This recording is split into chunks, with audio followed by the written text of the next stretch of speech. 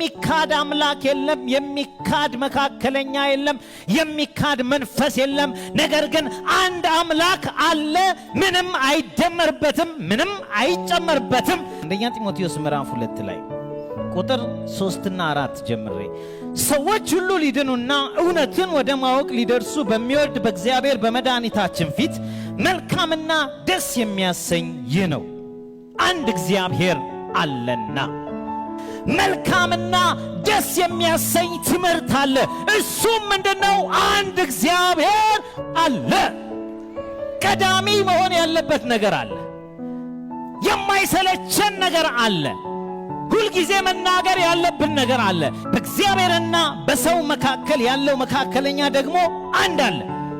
በሁለተኛ ደረጃ እግዚአብሔርን ደስ የሚያሰኘውና መልካም የሆነ ነገር አለ።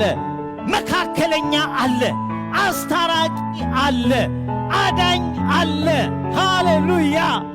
የተከፈለ ቤዛ አለ። አንተን ነፃ የሚያወጣ አለ። ከእግዚአብሔር ጋር የሚያስታርቅ አንድ ሰው አለ። ይሄ ትምህርት እግዚአብሔርን ደስ ያሰኘዋል። ይሄንን እሰብካለሁ። ለእኔና ለእናንተም መልካም ነው። ክብር ለእግዚአብሔር ይሁን። አንድ ሰው አለ። ሁለት ሰው የለም፣ ሶስት ሰው የለም። በሰውነት ሶስት ናቸው አይባል። አንድ ሰው ነው ያለው። የሚያድነን አንድ አካል፣ የሞተልን አንድ አካል ነው። ደሙን ያፈሰሰልን አንድ አካል ነው። ስለኔና ስለናንተ ሃሌሉያ ዋስ የሆነ ስለኔና ስለናንተ ጠበቃ የሆነ በምልጃው የዳንበት በቤዛው የተዋጀንበት የተገዛንበት ደም የዳንበት መስዋዕት አንድ ሰው አለ። እዛ ሰው ላይ መጨመር አይቻልም። ያንን ሰው ጨፍልቆ አምላክ ማድረግ አይቻልም። ኢየሱስ አብ እንደሆነ የማምን ሰው ነው። የዘላለም አባት እንደሆነ አምኜ አንድ ሰው አለ እላለሁ። አሜን አሜን። ያ ሰው ከኛ መካከል የመጣ አይደለም። ያ ሰው መልአክ አይደለም። እግዚአብሔር ያዘጋጀው አንድ ሰው አለ። ይሄ እግዚአብሔርን ደስ የሚያሰኝ እውቀት ነው። አንድ ሰው ለማለት አላፍርም። አንድ እግዚአብሔር አለ ብዬ በማምንበት እምነት ልክ አንድ መካከለኛ የሆነ ሰው አለ እላለሁ። ያ ሰው ግን ምን አይነት ሰው ነው ከተባለ የመለኮት ሙላት ሁሉ በሰውነቱ የተገለጠ አብ በሙላት የተገለጠበት የዘላለም አባት የሚባል ስሙ ኢየሱስ የሚባል ከዘላለም አባት የነበረ ለዘላለም አባት ሆኖ የሚኖር አሜን። መስዋዕት የሆነ የሚታይ የሚዳሰስ የሚጨበጥ ሃሌሉያ ሃሌሉያ አንድ ሰው አለ። ሰውና አምላክ ተደምሮብኝ ሁለት አምላክ አይሆንብኝ። አምላክና ሰው ተደምሮብኝ ሁለት ፐርሰን አይሆንብኝ። አንዳንዶች አምላክና ሰው እንደምረው ይታየኛል ይላል።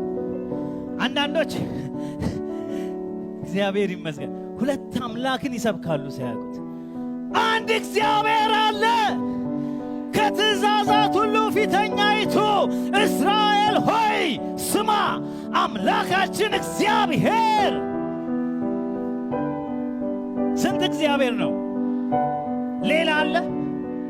ትንሽ አለ? እኩያ አለ? በሂደት ወደ መለኮታዊነት የሚያድግ አለ? ስንት እግዚአብሔር አለ?